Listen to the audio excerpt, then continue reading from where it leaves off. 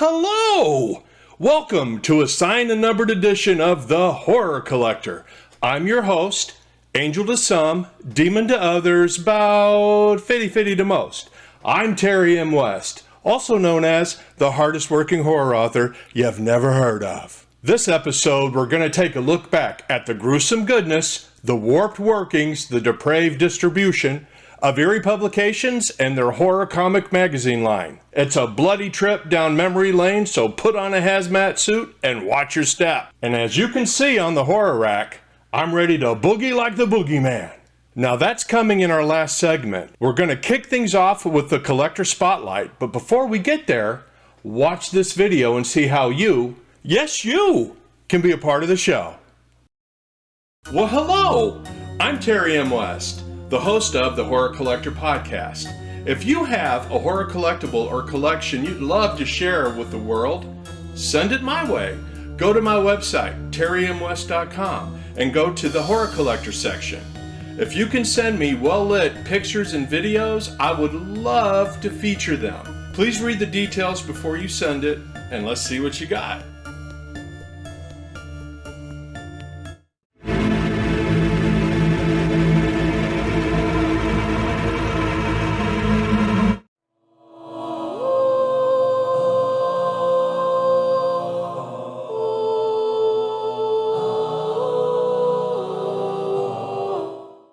Welcome to the Collector Spotlight.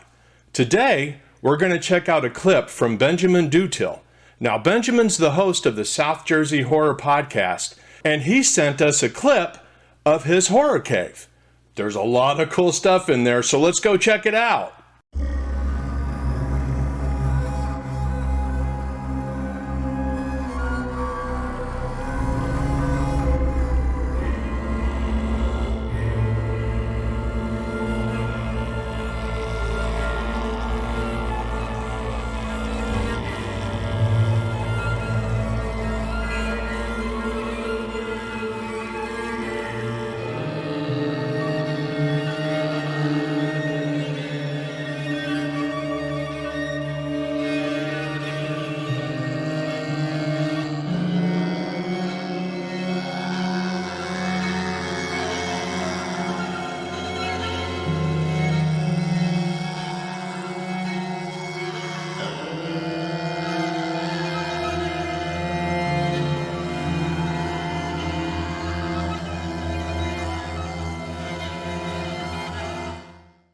Wow, what a great collection Benjamin has. I'm really jealous of that Curse of Michael Myers banner. Man, wouldn't that look great in the Fortress of Horritude? Thanks for the tour, Benjamin. Now, if you haven't listened to the South Jersey Horror Podcast, Benjamin, or the Horror Hound as he's known, covers everything from movie reviews to shocking true events, the paranormal, the supernatural. It's a fantastic podcast with a variety of dark topics. We're going to take a quick break, so check out the spot I made for Benjamin, and go and subscribe. And tell him the Horror Collector sent you, okay? Hey horror freaks, check out the South Jersey Horror Podcast. Listen to it on Overcast, Spotify, Google Podcasts, or Apple Podcasts. Prepare to scream forever. Howie Payne and Nick Enlow work the midnight shift at Big Carl's Video Transfer and Media Services. An odd AVI clip begins to appear in their public drive on a nightly basis. At first, Howie and Nick think it's a serialized art house horror film someone on the day shift is sending them in secret. As the clips progress, however, the now obsessed duo discovers something deeper and darker in the videos. Horror author Terry M. West would like to introduce you to the Green Room and its primary occupant, The Screamer. Transfer is a novella of absolute horror by me, Terry M. West. You can buy it in ebook, paperback, hardcover, and audiobook format, exclusively on Amazon.com.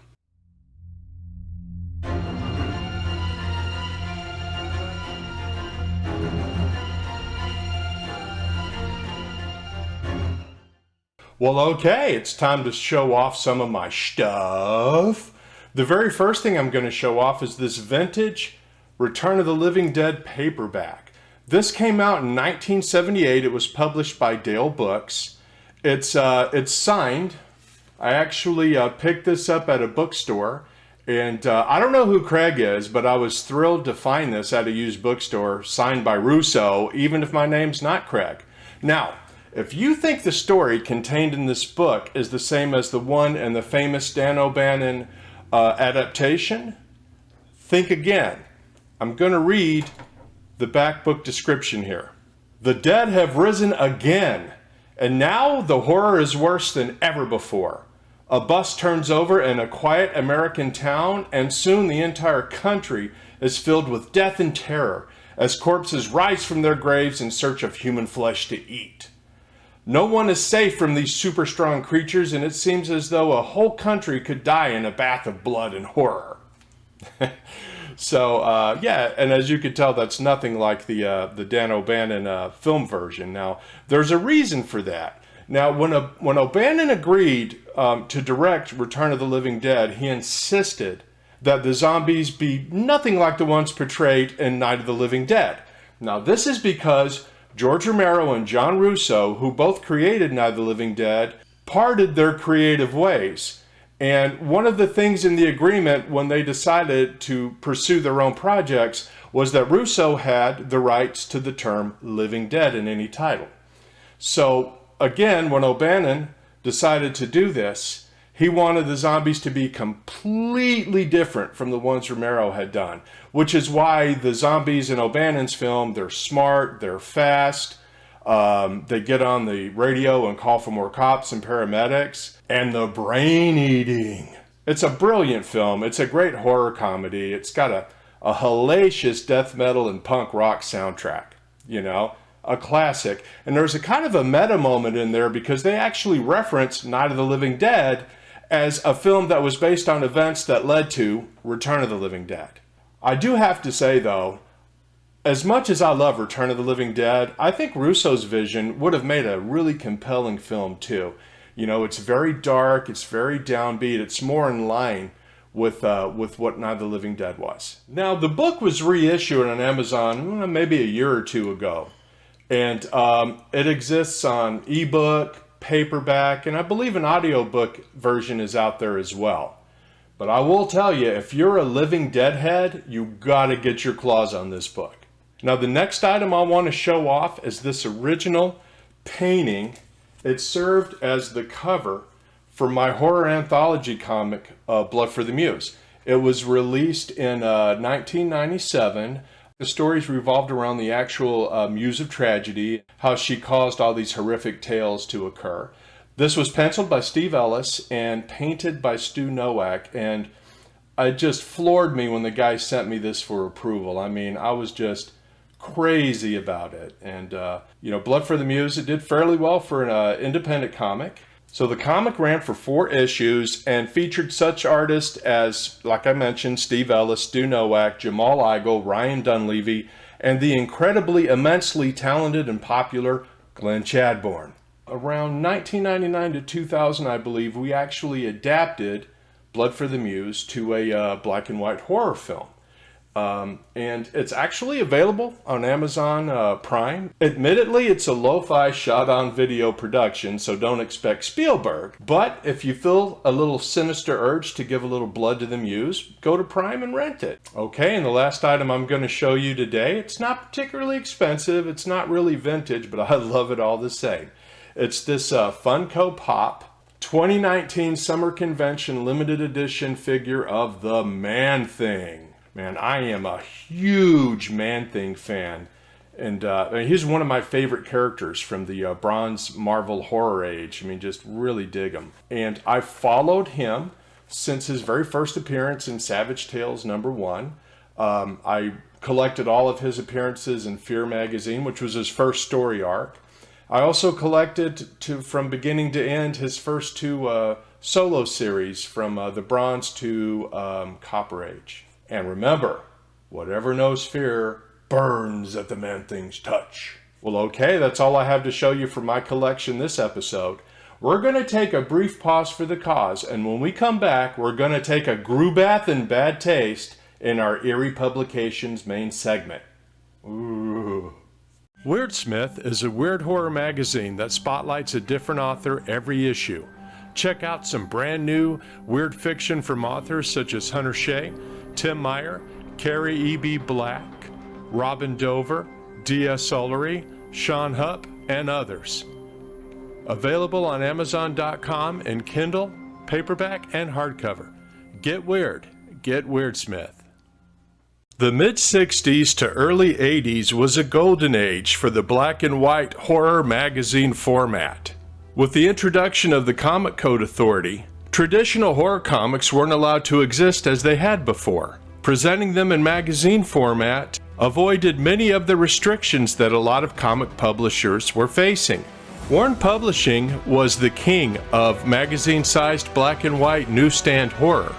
Warren found a great deal of success with their magazines Eerie, Creepy, and Vampirella. Not as well known, but definitely as gruesome, if not more so, was Eerie Publications. Eerie Publications was run by Myron Foss. Myron produced many different types of magazines in just about every genre on the newsstand. His magazines covered softcore pornography, true crime, professional wrestling, and horror comics.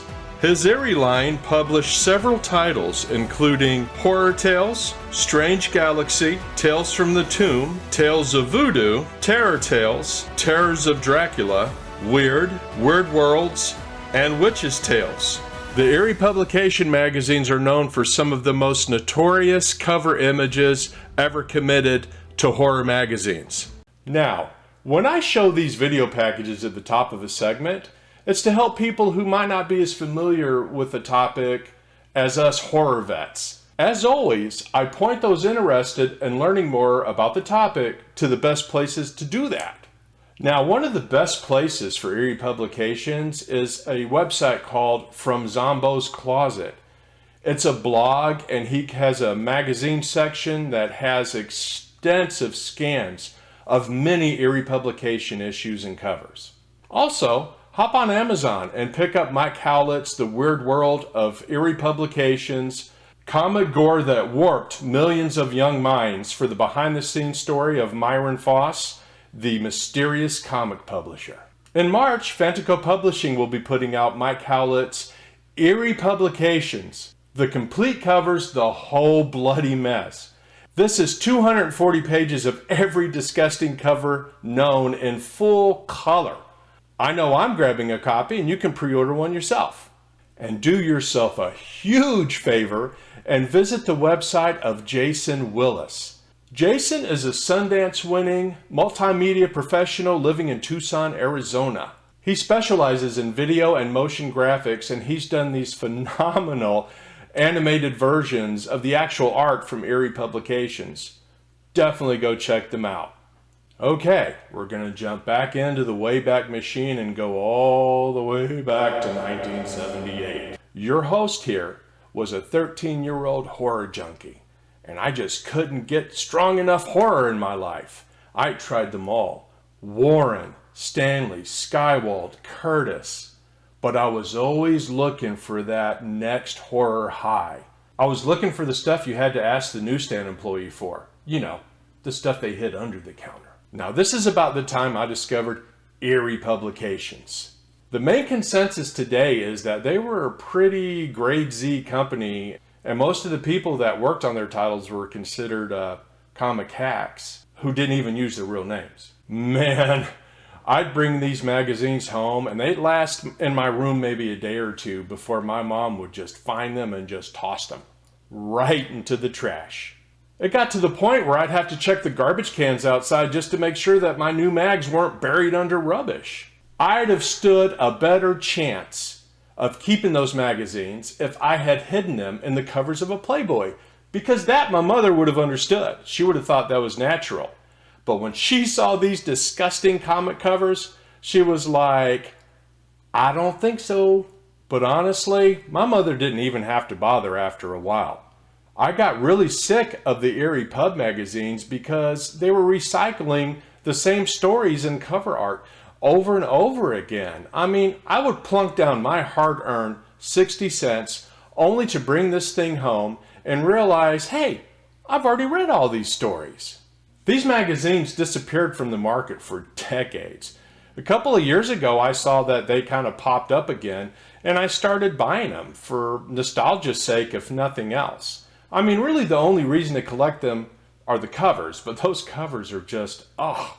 So I'm going to show you a few of my favorite copies, and then I'm going to tell you what's on my Eerie Publications bucket list. The first one I'm going to show off is this copy of Weird. This is volume 2, number 8, a very, very iconic cover of a ghoul or a hunchback ghoul or whatever, pulling a zombie or vampire zombie out of the grave. Then there's this one, which is Tales of Voodoo, volume 3, number 6. And if you could look in the back there, there's a corpse with her head cut off. And it looks like maybe the person there, or the ghoul or the witch or whatever, is considering, hey, which head am I going to pop on there? You know, whichever one it is, it's not going to be a pretty sight. Now, this copy of Horror Tales, volume 2, number 1, is actually my best condition copy. It's a solid, very fine, and I'm going to tell you, you don't find many of these in really great shape. I mean, these pages got worked out. I mean, it's very hard to find these in really high grade. But I was very happy to get this one. And now when you look at it at first glance, it looks like somebody just got cut in half and their entrails and everything are spilling out. But when you look a little closer, yeah, it's okay. It's a robot. It's fine. Now here's a pretty nice high-end copy I have of Terror Tales. This is volume 6, number 6. And now here's something they did, and I always wondered about this. But if you look on the cover, there were many times that it was monsters, like killing monsters, like these are werewolves attacking this vampire, and the mummy's ready to stake her. I mean, maybe she owed them all money. I don't know. But what was really cool about this, I do remember like at times when my mother would find these and say, that's terrible, look what they're doing to that poor lady. And I would say, no, Ma, look, she's a vampire. It's not, she's a vampire. It's okay if they kill her. And she'd be like, oh, okay, I guess, you know. So you could kind of use that as a little bit of a justification. But as you're about to see with these next two, they were indefensible. Here is a copy of Horror Tales, volume 5, number 1. And, you know, it's not just that this woman's like getting chomped on by the vampire there. I mean, look at these damn, I think they're beetles maybe. Look at that. I mean, come on. But this was the cover that would really get me in trouble, you know, when I was a kid, because I couldn't chalk this up to, well, you know, hey, you know, she's a vampire, she's a ghost, whatever, she's a ghoul, it's okay. No, this is a poor innocent woman. Well, as far as we know. Okay, now I'm going to show you the grossest cover that I own personally. And it's up there, and when you see this thing, grab it, especially if you can get it for a good deal, because I've seen it go for as high as 110 to 150 bucks. My copy's not that great, but I still got it for a pretty sweet deal. This is Weird, volume 3, number 5, and yeah, this is a poor innocent maiden being fed through a meat grinder. So yeah, that's pretty bad. This would have gotten me grounded for probably a good solid month for having this hidden between the Playboy pages. Now, as far as my bucket list, there are a couple I'd really love to get my hands on. The first one would be the very first issue of Weird. It was actually numbered number 10, but it was actually number 1. Some of the publishers used to do this trick back in the day where they would number a premiere issue a higher number to fool the newsstand person into thinking, oh, well, this thing's been out for a while, so it must have an audience. I will display it in the front. What was really cool about Volume 1, number 10, Weird, was that the cover wasn't even finished. I mean, Myron was in such a rush to get out there and compete with Warren and all the other guys that he was like, oh, it's good enough. Let's just go to the print. Come on, we got to get it out there. You got to love that. And my next most sought after item, and it's one that everybody's looking for and you're going to pay a pretty penny for it, it's Terror Tales Volume 1, number 8. Probably the most infamous cover of all time. Just so wrong. But don't worry, those victims of his, they're vampires. He's chomping down on vampires, so it's okay. Now, what's really funny is that I had put one more Eerie Publication title on my bucket list, and then I found it. I actually got a great deal and purchased it and received it yesterday. So it's no longer on my bucket list. It's actually Tales from the Crypt, Volume 1, number 10, which of course means it was number 1. It's the only issue that Eerie Publications did under that title. And it's pretty obvious why. I mean, it's pretty much a big ripoff of EC Comics, even with the old Crone's Crypt. I can't say for sure, but I have a feeling that maybe William Gaines or somebody said, hey, you can't do that. Now, this isn't the greatest shape. It's a splitting a little bit at the spine and everything. But man, I got such a sweet deal for this. I'm talking $25, and I've seen copies in this condition go for about $100. So very, very happy to get my hands on it. Well, okay, that's it for this episode. I'm about to head out. I think things went really well. So we'll start digging up the parts we need to stitch together a new episode. But in the meantime, remember, horror collectibles can be a scary business.